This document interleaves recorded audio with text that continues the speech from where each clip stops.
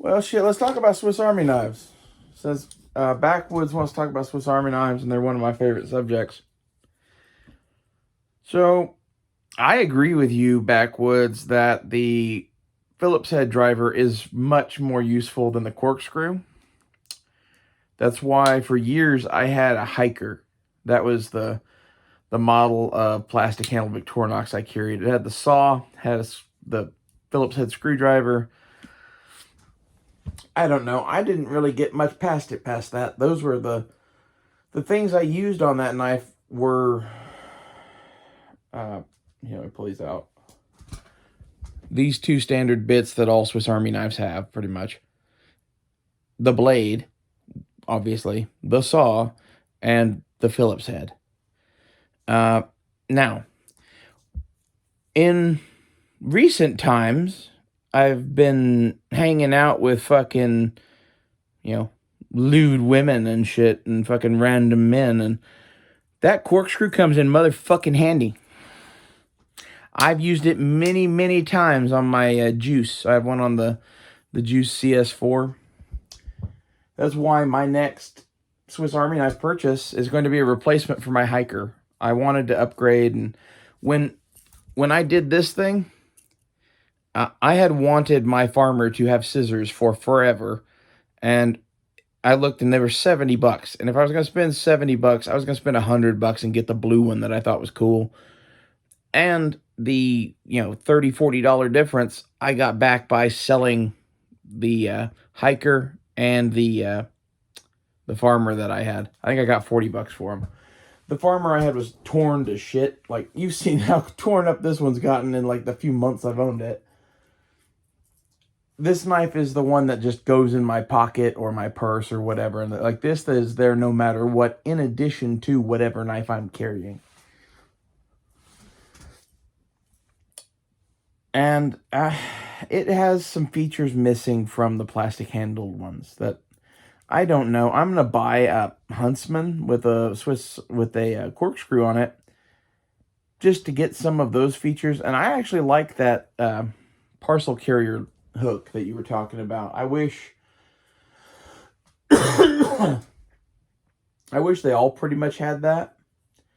It's a thing that's not handy until it is. And the ability to turn this thing into a T-handle at a moment's notice is really fucking handy. I've used this with like paracord like that anyway. You like use it like a toggle. The cool part about the corkscrew now is there's shit that you can store inside it that will start a fire. You can look into that. I forget what it's called, like Firefly or something like that. It's a little fire steel and tinder that fit into that corkscrew, and you can get an eyeglass screwdriver that fits in it. And like, I don't know which way I'm gonna go, but I'm gonna use that to store something. And I'm kind of getting the corkscrew version of the Swiss Army knife because it comes available in more colors, A, which I like, and B, my original Juice CS4 had a corkscrew on it, has a corkscrew on it, and it's the one that I don't carry anymore. It's retired. I got down to where I was carrying it after dating Dakota because everything that I fucking owned got fucking sold to fucking support us, basically. Down to the point where, like, I had my carry knives and that Leatherman Juice. And my carry knives were this thing and a fucking sack. That was a... the fuck is that called? I just said it a minute ago. Farmer. Anyway. I had that hiker too, but that hiker's just kind of been like, it's been in the back of a tackle box for like 100 years. Like, I bought that in high school at a Target. I never really carried it much because I replaced it with superior shit. But it was kind of cool to have just a standard red Swiss Army knife. And I might buy one of those back at some point, but I didn't really have any sentimental attachment to that, really. I should have, because it was such an early Swiss Army knife I bought, but it's the fact that you will always be able to go buy a Victorinox hiker new for about $19 to $20. I don't know, it kills the joy of that one to me. Like,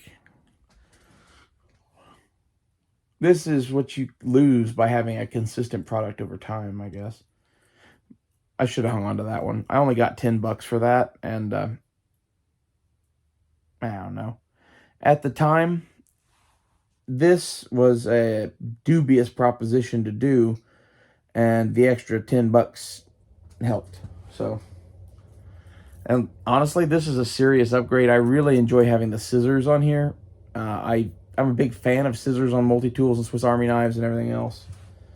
And it was a thing that was glaringly missing from this. And the other thing that's glaringly missing is a fucking pair of pliers, which is why I bought the Juice Rescue tool. And it gives you pliers, a serrated blade, and a bit driver. And this solves my Phillips head problem, because this knife doesn't have one. And this is kind of where I'm at. What I would like them to do on the plastic handled knives is, why the fuck don't they put a screwdriver on one side and a fucking wine corkscrew thing on the other side? Like, I want both. It's wasted space on that knife not to put more tools on the back of it.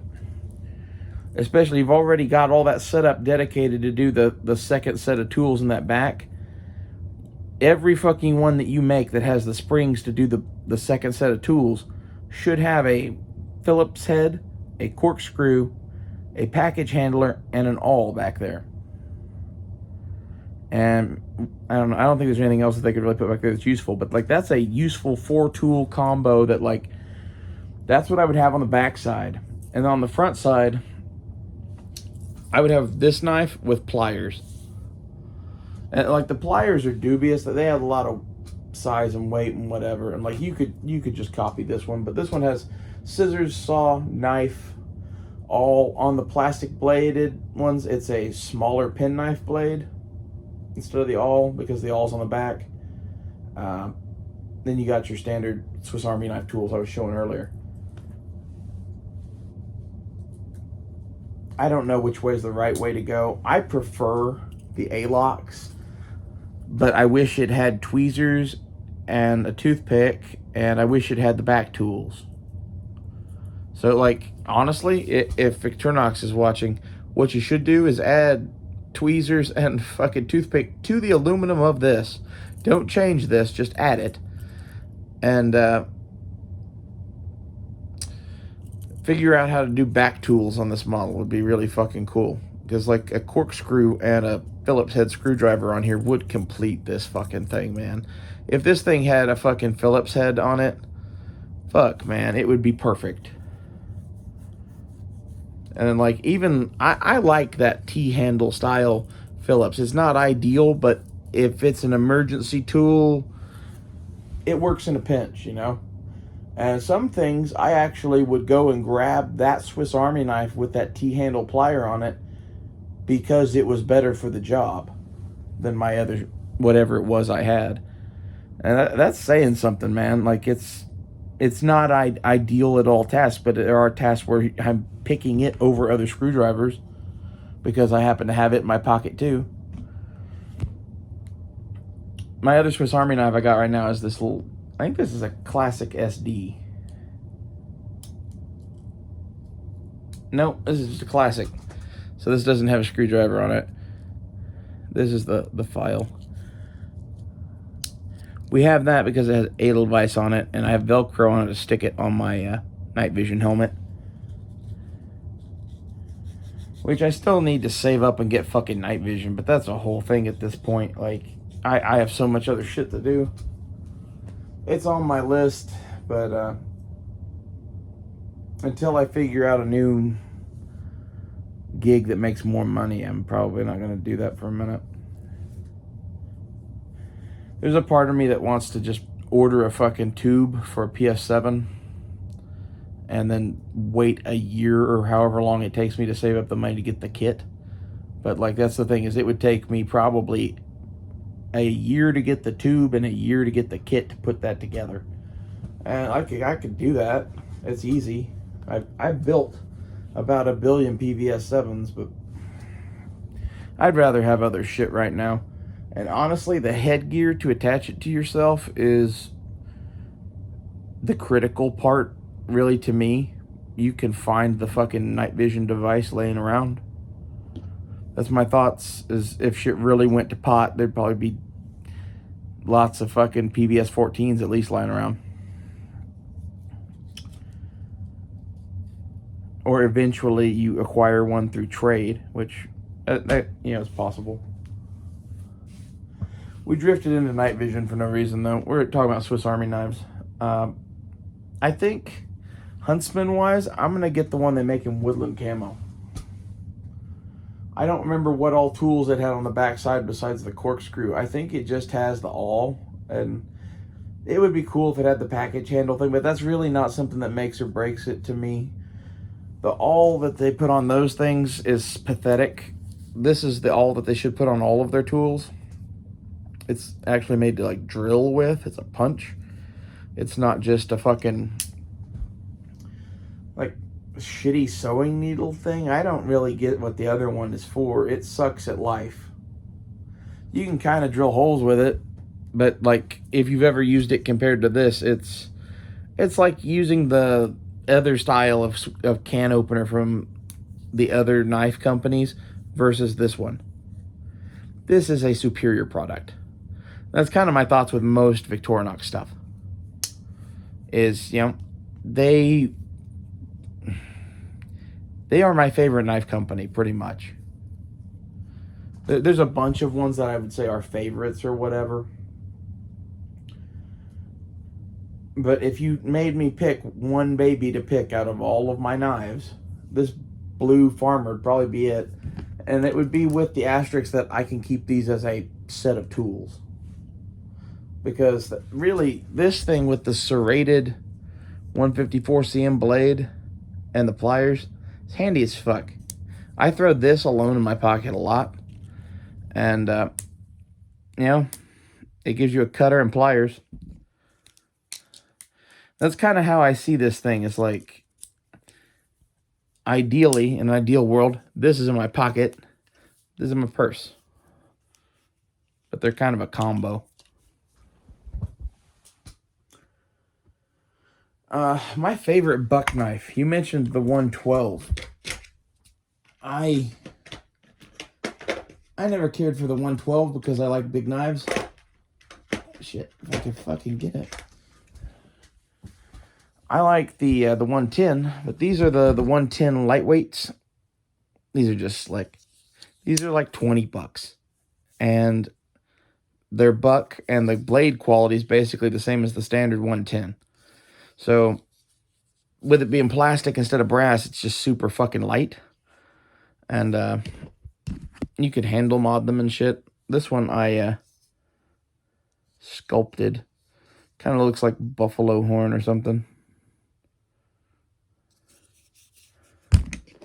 I don't know. That's my favorite buck knife, though. The standard 110, I've always liked because that's the knife my grandpa carried.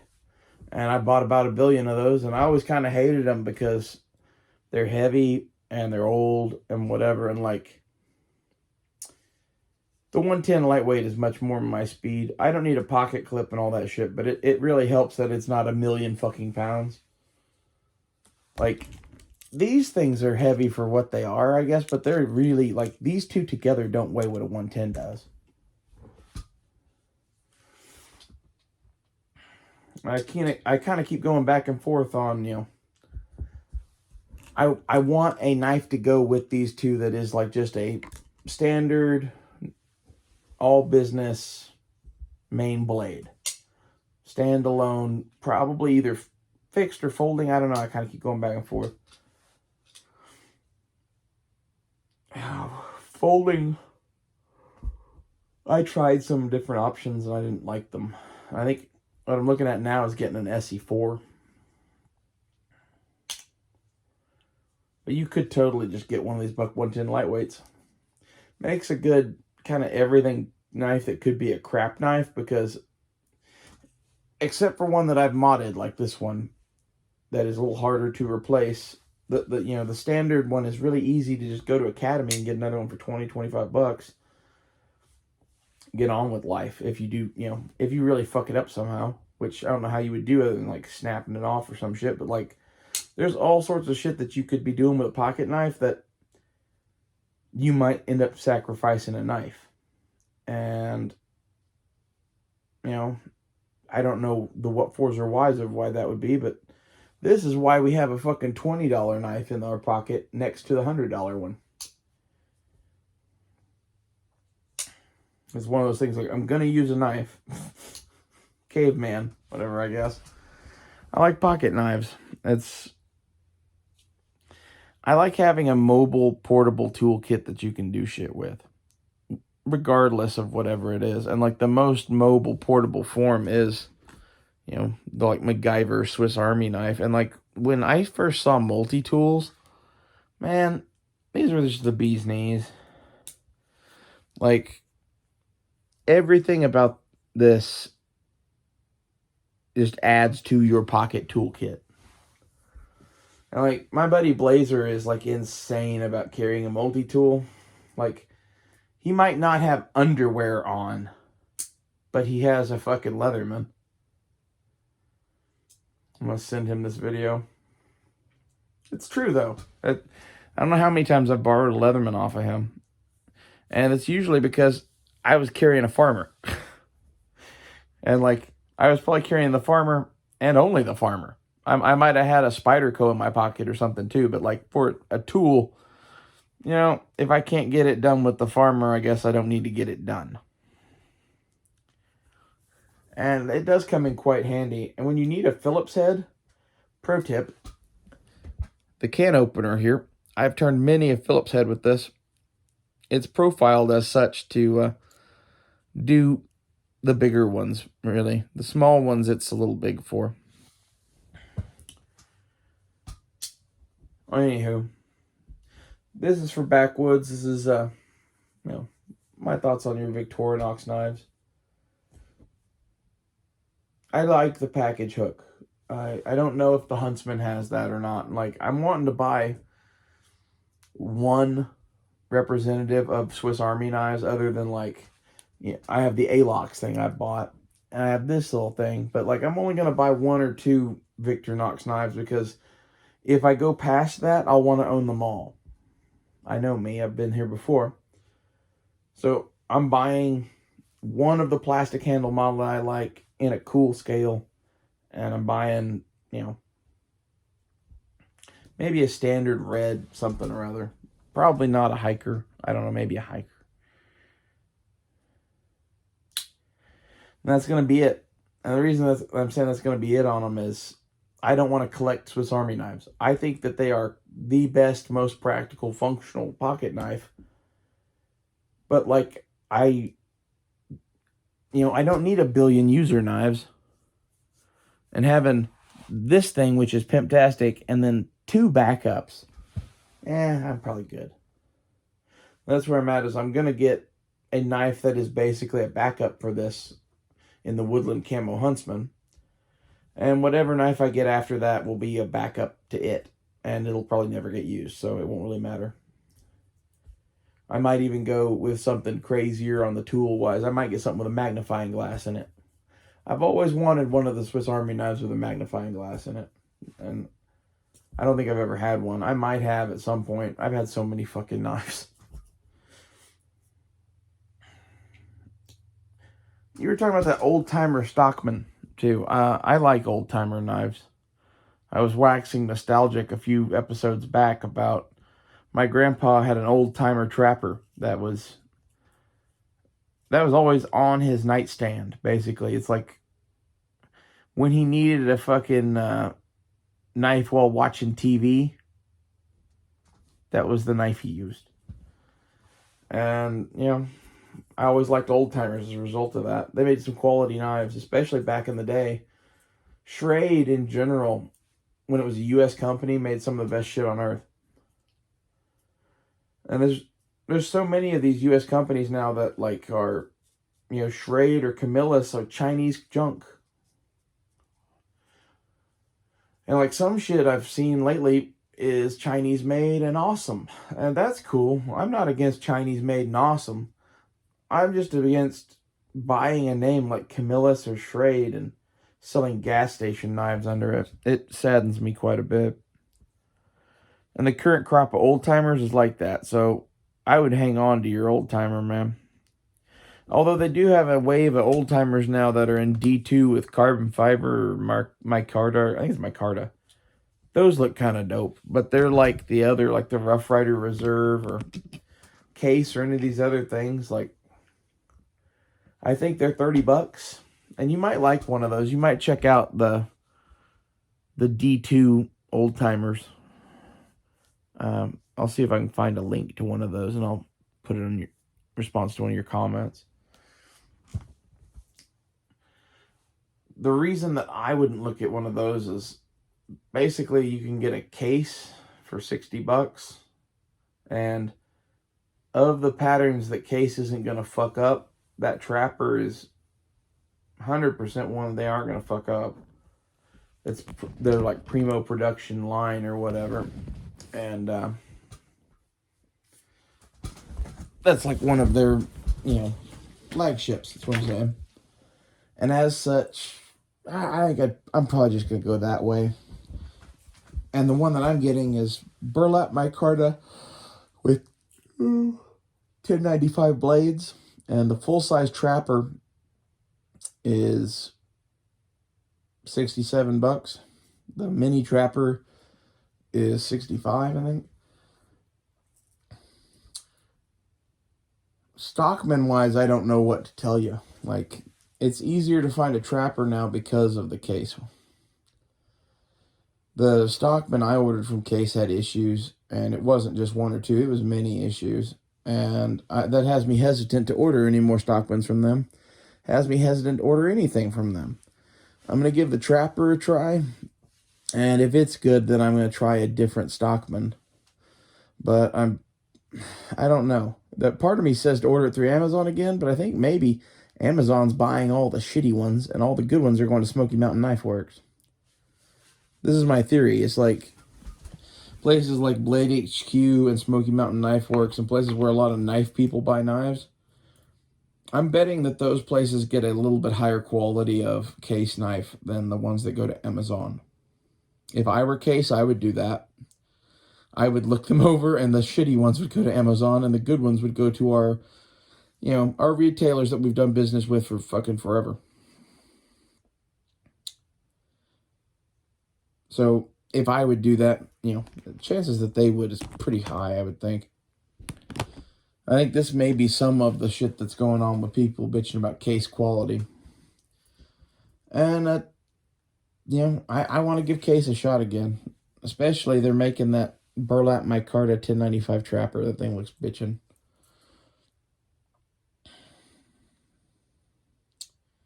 I don't know what to get other than that, really. I keep looking at other things, and I don't know.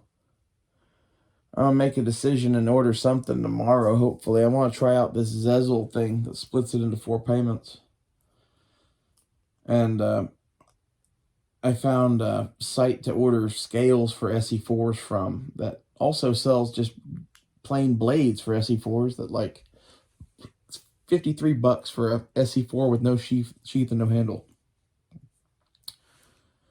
If you're going to replace the handles anyway, SE sheaths aren't that expensive. It's a really good deal, in my opinion. You have to get it in green or tan, but, that's kind of cool, too. So I think I'm going to probably order at least one of those green SE4 blades eventually, but I'd like to get, like, half a dozen of them. And then slowly get scales for them and sheaths for them and shit, and, like, build them out. They're on sale, marked off at like $95, which that seems more about right, to be honest. That's probably exactly what they originally wanted for them things.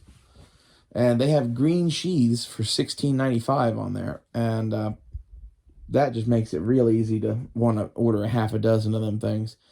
Because once you have the sheaths cheap and the blades cheap, the handles that I was going to order come with their own hardware. So you can just, have a blade for every set of custom handles that you get for your SEs from then on. That would be dope. Not to mention that as you build them out, like, you could put a fire starter and a fucking something on the sheath, and then put that like in your glove box of your car or something, and have like the emergency kit or whatever. Maybe I'm like just having fucking survival Rambo fantasies about that shit or whatever. I don't know. But I'm wanting to like standardize on knives. And this is where, I'm collecting at the moment, because I enjoy having a tackle box of fucking like fidget toys. And I emptied my locker to fucking fund hanging out with beautiful women. Don't do that, kids. So I'm doing that, and at the same time trying to figure out what's going to be my knife, basically. I've already decided, like, tool-wise, we got the pocket knife, we got the multi-tool, and I think I'm going to go with a fixed blade knife, and I think it's going to be that SE4. You could go with a folder. I have shit here that you could go with, probably, like the Cold Steel Raja. This thing's bitchin'. Like, you could go with something like this, but, like, I'd rather have a fixed blade. That SC4 blends the line of, like, tactical and survival in a lot of ways that I like. It's a thing that you could fight with, or you could fucking just, like, butter toast with it. Like, it is a practical utility blade for kitchen work, in addition to whatever it is, whereas a lot of shit is not. And if I ever am like living in the van, I might not bring my whole tackle box of knives with me. I might bring just what I'm going to carry. It might be that SE4. That's kind of where my head is at on it. Also, I kind of want to get those green ones because they're 1095 carbon, and then get a stainless one so that I can have like the dive knife version. I know I'm weird. I still have like this fantasy of like cutting coconut and like shrimp on an island or something with my stainless SE4. Don't try to bring logic into it. It's like a James Bond thing.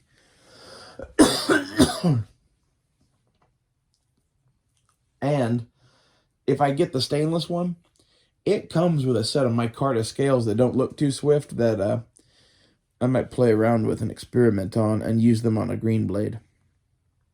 My thought is that I could carve some additional traction shit into them with a Dremel, and then dye them, because they're kind of like just a white micarta, and do like a nice yellow, maybe. I don't know. But I'm going to have those for free laying around. And that's probably going to start the line of green fucking Essie blades.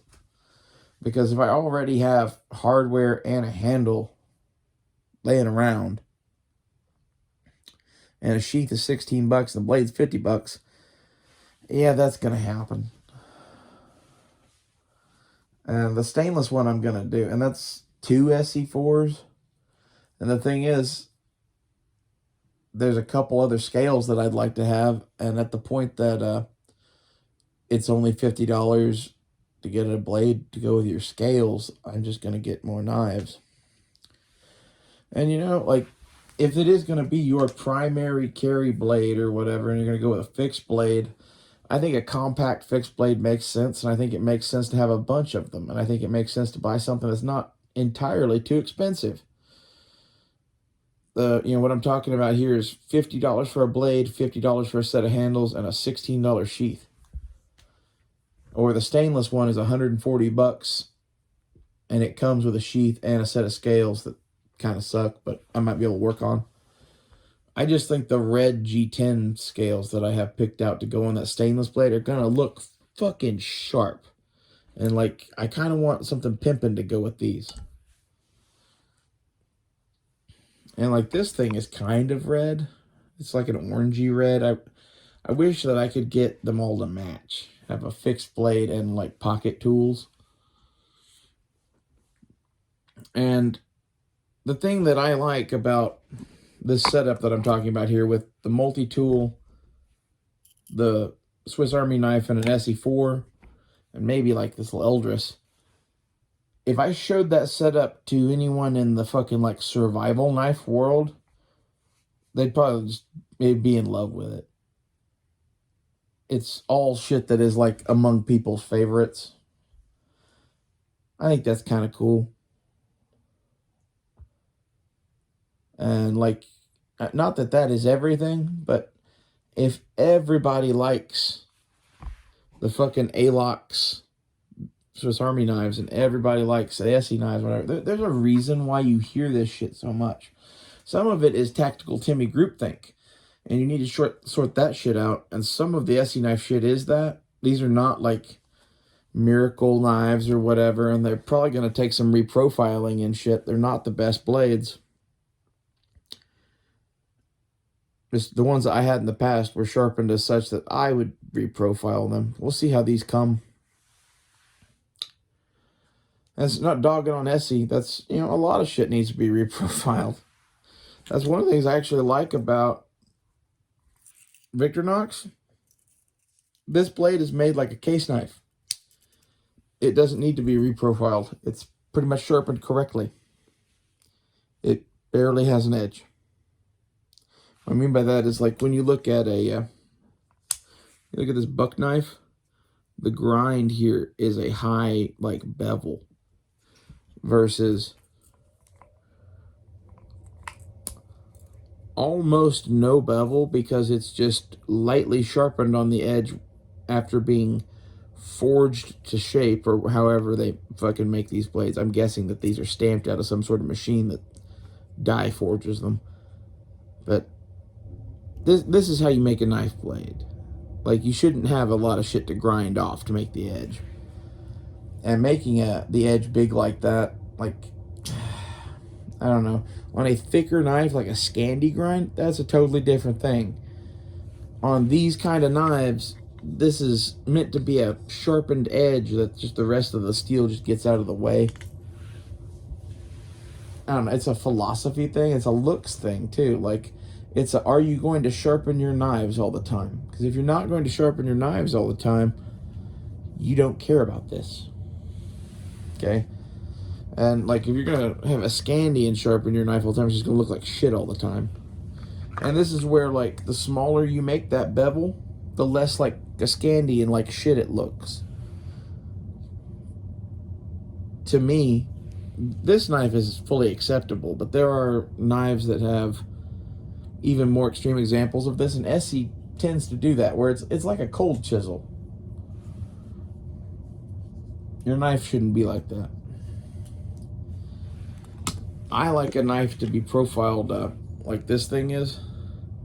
You notice, you see how the shine is like that? That's because it's convex. And it's, you know, see there, it's pretty damn rounded. And it goes convex towards the top too. So that's like a boat tail hollow point bullet. It's like cutting through shit, and like it reduces drag because it has less material on the back end.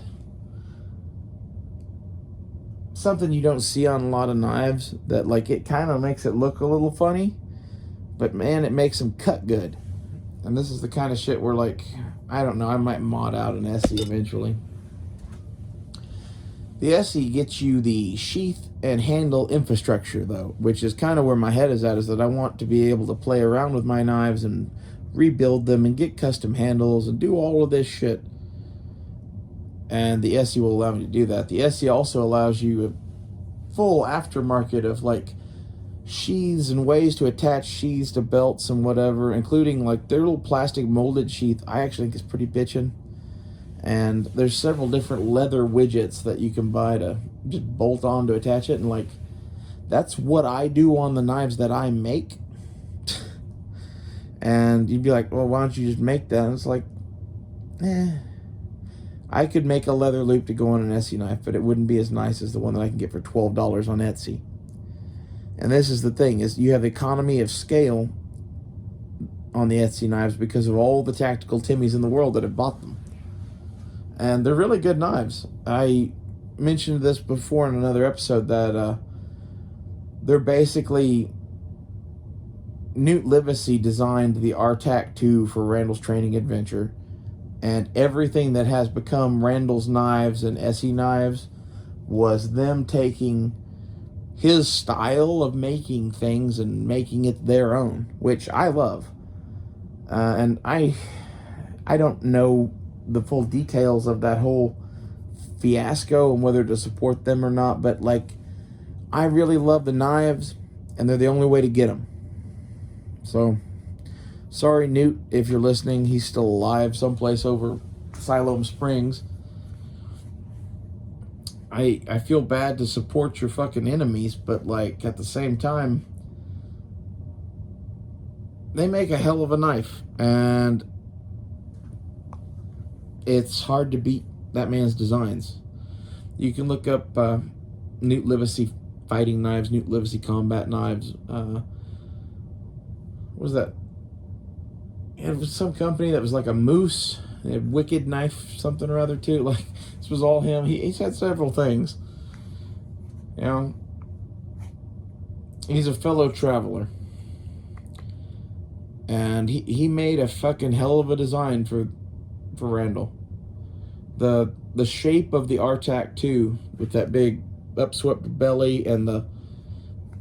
I don't think I have anything here that's even remotely that shape. Like, fuck, the closest thing I got is probably an Opinel.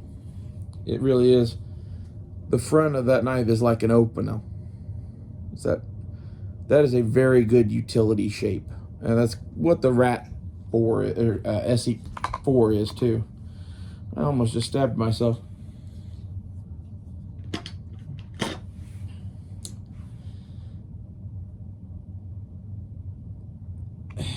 For the low price of entry of $50 to get a blade, $16 to get a sheath, and then you can shop around on, it's theknifeconnection.com. That's this website. They have a bunch of different handle scales, all sorts of different varieties. I like the red G10, and they had a woodland camo micarta that looked pretty good, and they had a green G10 with red G10 liners. I'd like to get all of those. And this is where, like, the Essie knives, with their ability to quickly change scales, which I always thought was fucking cool. I made my knives where you couldn't change scales because I suck at making knives. And to be honest, it's pretty dope to have one made in the old way. If it's made right and made in the old way, where a fucking dude spent 20 hours fucking hand making this thing and sanding it to shape or whatever, you know, that's, for those not in the know, that's what this is. Like, that's why I show this knife so much. I spend an inordinate amount of time shaping that into what it is. It's very comfortable to hold. And, like, this is the thing, is where, like, some of the old world stuff doesn't look that good, but man, it sure feels good.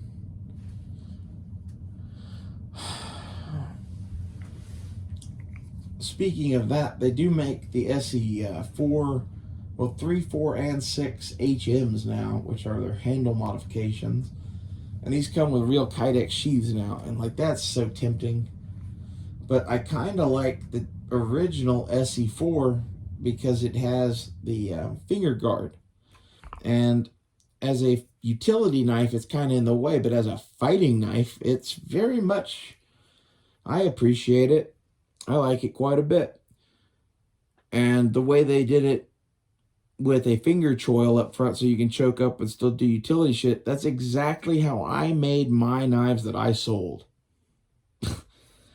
So I like that quite a bit, as you might imagine. And this is why we're getting an SE4.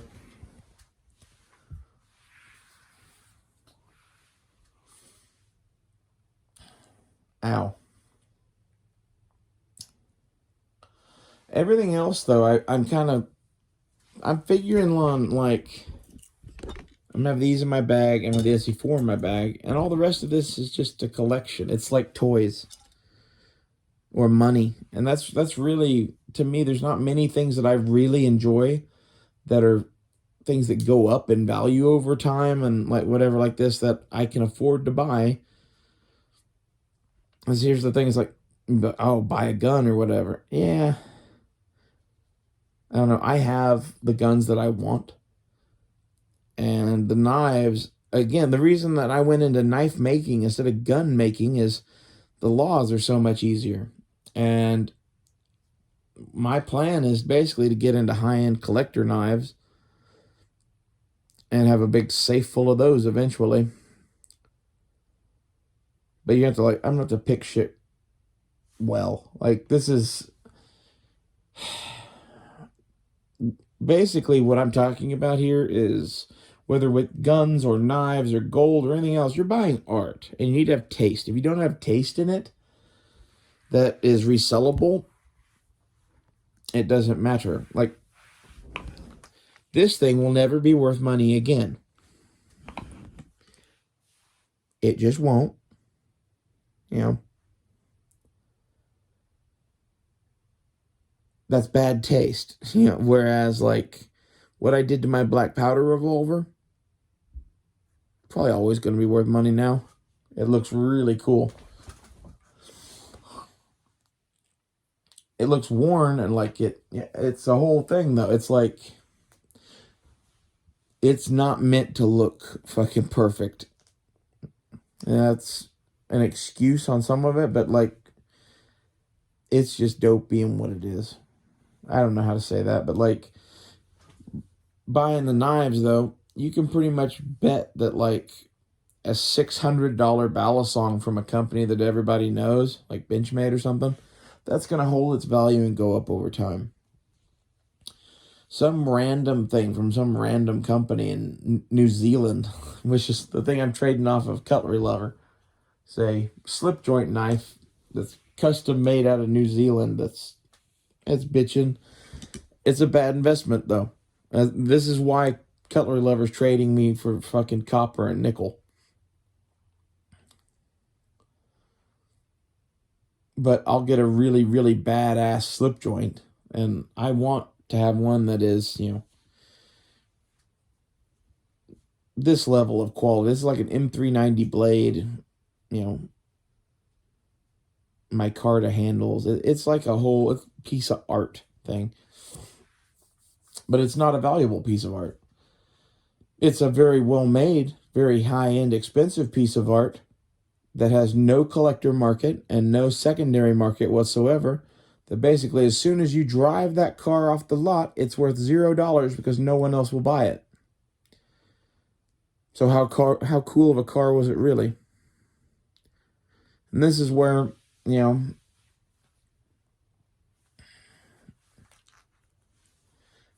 it helps to know these things. And it helps to know that, hey, I particularly like that knife, and I like that I'm getting it from Cutlery Lover. And I like that I'm trading a bunch of metal that I don't really need for it. But I know that I'm going to be stuck with that knife. Unless that, little HSK machine shop turns into some big thing, which I kind of doubt it will, but it might. This will be one of its first production run, I guess, then. But, like, that's kind of cool.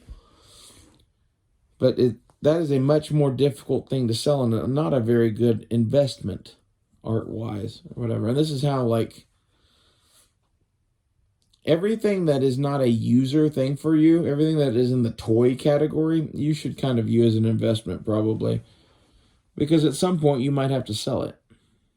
So decide whether it's something you're going to thrash on or whether it's something you're going to take care of and sort it into one of those things. I tend to be a little hard on my knives because I kind of like to put miles on shit. And at some point, even if you take care of it, whoever you sell it to is going to fuck you out of money anyway. Like, in my opinion, enjoy your shit. Use your shit. If you buy something particularly because it's going to be worth $1 million someday, don't use that. Make it a safe queen. But you should have very few and far between on safe queens. I'm getting that, custom from Jeff to use. I'm going to carry that thing. That's where, like, all of the knives we've talked about so far, like these and the Essie, those are going to be in my purse. The slip joints that I'm obsessing over, those I'm going to have one in my pocket. And this is where backwoods, I think you're kind of along the same line where, like, it's good to be able to pull out a knife without having everybody freak out. And even this little buck like this, doesn't make people freak out, you know. Swiss Army knife sure as shit doesn't. Old school, you know, single blade slip joint coming out of your back pocket. I don't know. It is like a fidget toy that you might use to cut shit with. That's where I'm at with it. And like, this is half of why I carry pocket knives at all, really. I like to cut stuff. It comes in handy. I can think of about a billion survival reasons to carry a fucking knife. But at the end of the day, I enjoy the like complex mechanical nature of the thing, much like in a gun or anything else that we obsess over. It's like, it's just fucking cool because it is what it is. And that's where like those multi-blade pen knives, they have that appeal to me. They have the appeal of, you know, a gun in a way, especially if they go hog wild on tools or become a totally different thing. I don't know. I'm hoping you guys are enjoying the knife show. My plan is to continue to do episodes like this about just kind of what I'm playing with and what I'm doing. And then I'm going to do tabletop reviews on shit as I feel like doing them. I have a backlog of knives already here that I need to do tabletops on. And some of it's just going to be like, yeah, isn't this fucking cool? Some of it's going to be like, hey, this is what I use this for and how long I've used it and what I thought about it and whatever. But it depends on the knife. Obviously, if I ever get one of those like mermaid knives from Boker, I'm not going to do a very serious review on that. But the Case Stockman or the fucking Victorinox, a little bit more of a serious review because someone might actually use them. We'll have fun. I don't know. That's where I want the knife show to go. Is I kind of plan on doing videos on whatever survival shit that I actually do from here on out, which there's going to be plenty of, but it's not going to be the focus of the channel. The focus of the channel is going to hopefully be knives. Like, I'm thinking like 50% knives, 30% survival, 20% guns. Something kind of like that.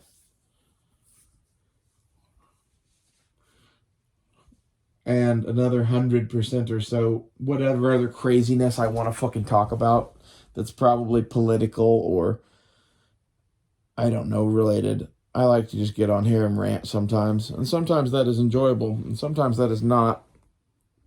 You know. It's just the way of things. I've been kind of down lately. And shifting the focus of the show to pocket knives is going to help my worldview considerable.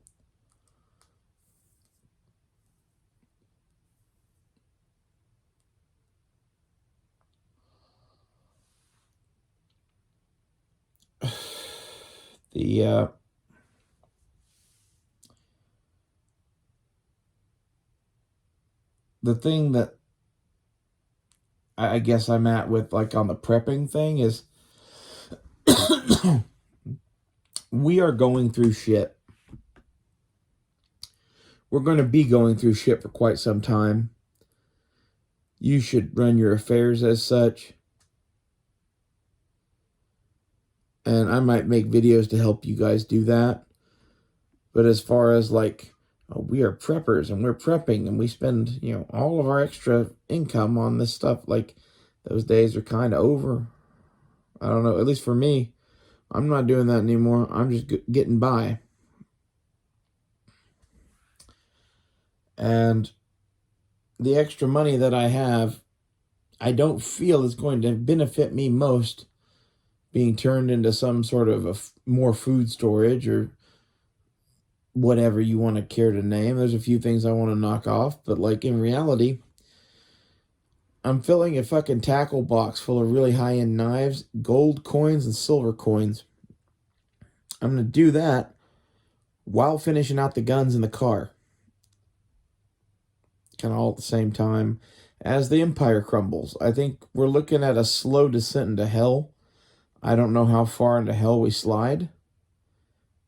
My recommendation to you is to buy more ammo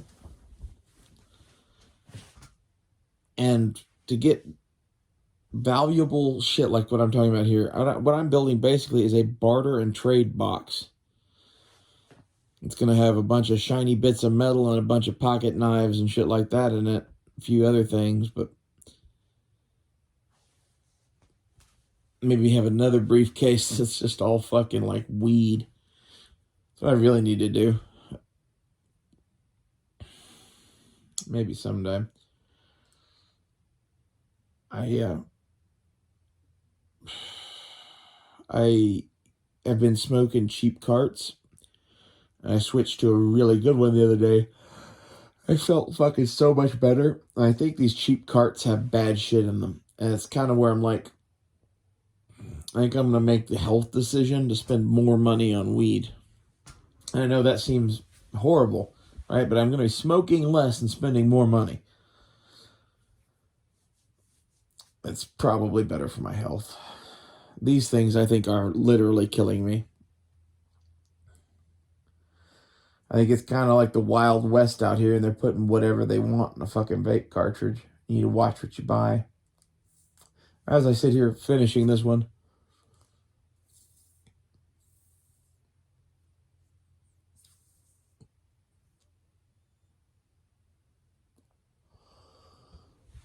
someone said I should do strain reviews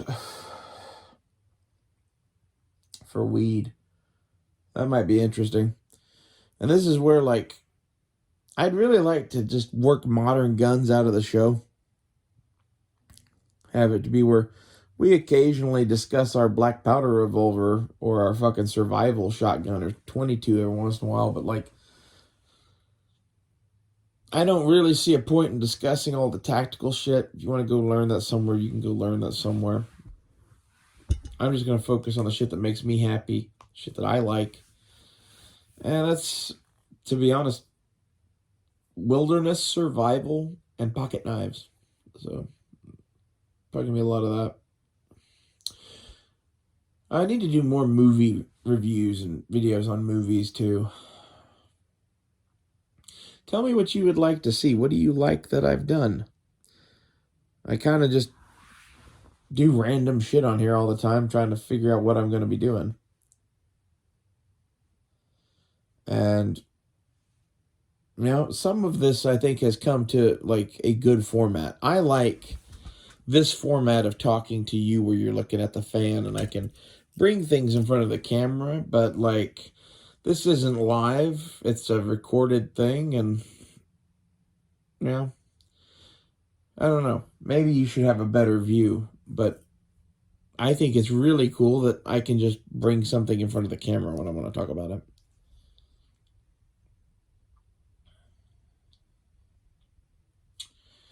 And like for these knife videos, this would be better if I had a studio to do table down fucking shit or whatever. And eventually I might do that, but like at the same time, I'm kind of planning on living out of a van for a while, so that might not happen.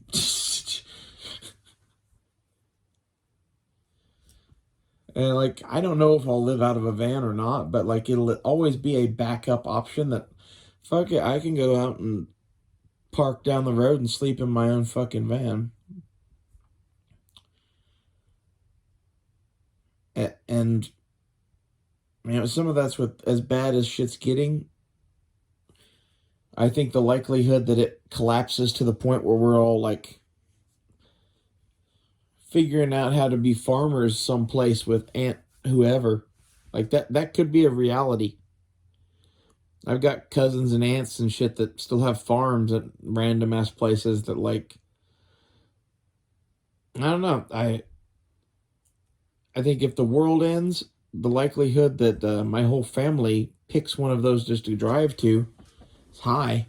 And if they do that, I'll probably go with them. But I don't really want to live with all those fucks. And I kind of figure that will be when I figure out how to build a cabin. I don't know. A lot of that assumes that the world continues to end to the level it does. If it continues the slow slide that we're doing now, like find a job somewhere, tell them to save up and get, land and materials.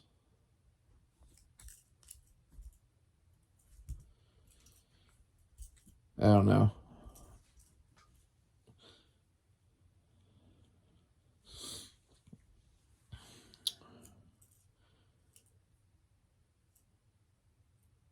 Part of me wants to just go ahead and get the land and just live on it and keep fucking like do something every day and make it better. But like some shit just costs money. And that's kind of where I'm at on a lot of things is it's looking like we're not going to have money for X, Y, or Z. I don't know. This is where if I'm going to be living in an apartment with church someplace and going camping on the weekends, I'm just going to have a hell of a fucking pocket knife collection.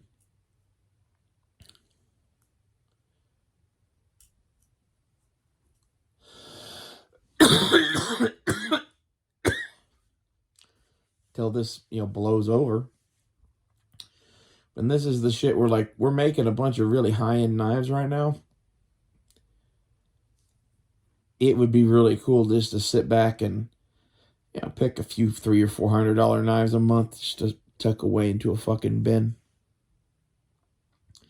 Especially buying shit that for a fact it's going to always be worth something, like a Chris Reeves Sebenza. Or I really would love to collect GECs, but fuck, those are expensive.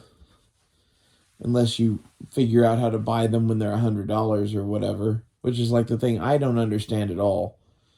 It's like GECs on eBay are $400. GECs from Blade HQ are $90. There's a lot of that shit with the fucking pocket knife world where it's become a weird thing that rich people collect and obsess over. So there's some billionaire out there who's buying up all the GECs or whatever. It's like there's how BlackRock is buying all the houses? There's somebody doing that with GEC knives. And it bugs me. It also bugs me that I can't buy a Jack Wolf knife. I really want to, but I basically convinced myself that that's beyond foolish.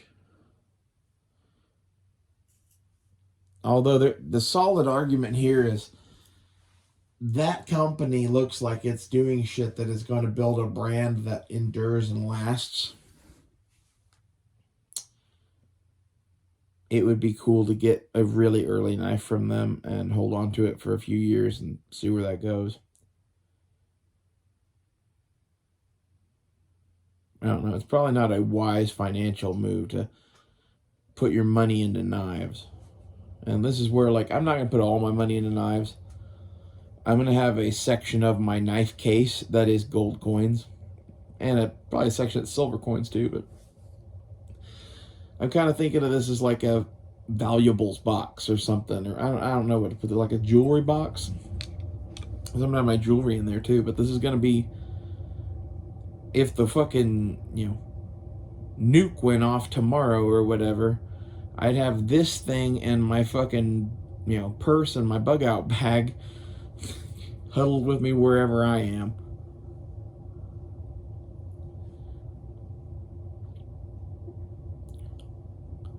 Figure out what you like that you can carry with you. Figure out a way to always carry it with you. This is my new philosophy. I'm going with a fucking tackle box, but in reality, I'd probably be better with a Pelican case. But that's really fucking expensive. And the fishing tackle box is $30. And I found one that I think will work for me.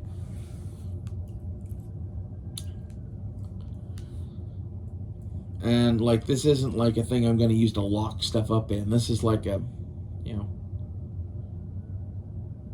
I'm going to have in my fairly secure location wherever it is. It's the sort of thing that you might put on a shelf at the top of a safe or something like that, like a gun safe.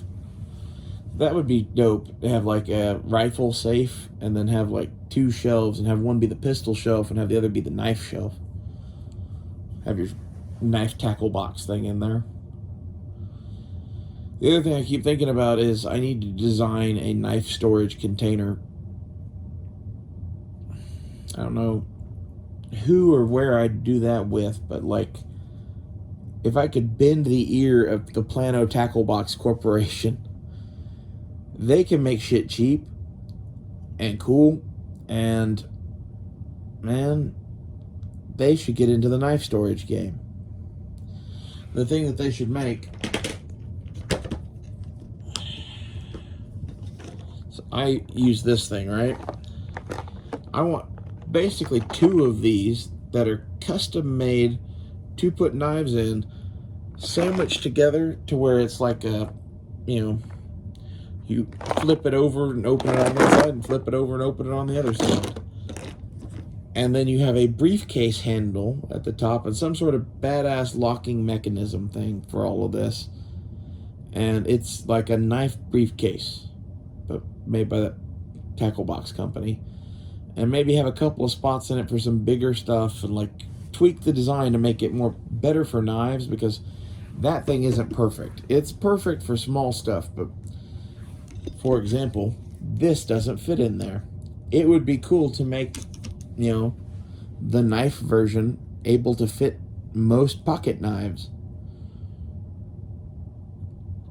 I don't know exactly how we would do that.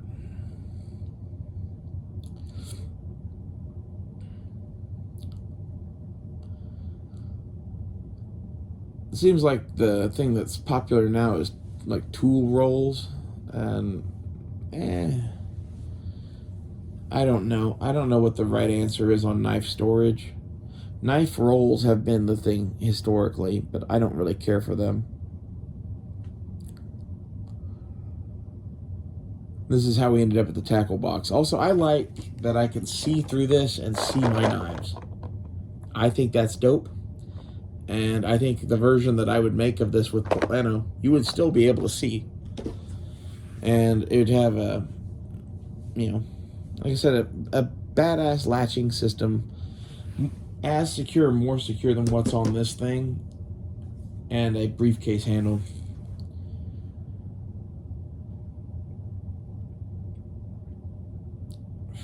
It would be cool to have it padded,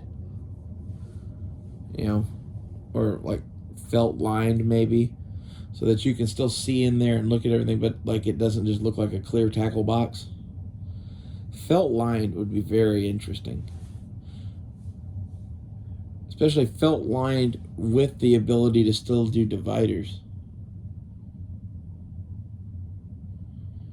It wouldn't be felt lined on the sides then, though. It would only be, well, I guess you could like make the sections bigger or whatever. You can only put them every so far. Well, this has been an hour of this, and I'm just like rambling about knife storage now for no reason. Tell me how you store your knives. I'm legitimately trying to work on something better for myself. Thank you for listening to The Knife Show. And you can thank Backwoods for this one, because his video got me started on this. So see you guys later.